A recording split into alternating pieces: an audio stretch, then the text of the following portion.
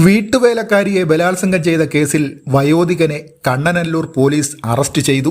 Kannanallur Kulappadam Pallimon SKV ജംഗ്ഷനിൽ ഷാൻ മൻസിലിൽ 70 വയസ്സുള്ള Shahul ഹമീദിനെയാണ് Kannanallur police arrest ചെയ്തത്.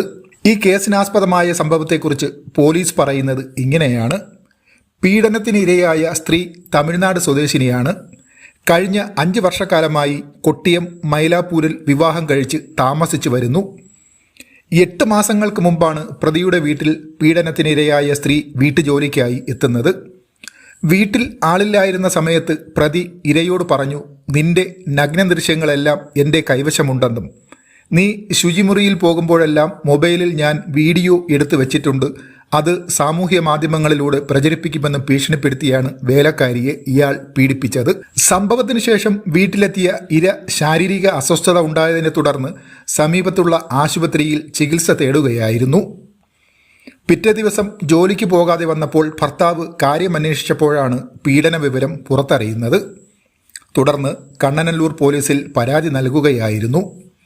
പോലീസ് അന്വേഷണാത്മകമായി പ്രതിയെ അറസ്റ്റ് ചെയ്തു. പ്രതിയെ കോടതിയിൽ ഹാജരാക്കി റിമാൻഡും ചെയ്തു. News desk express news.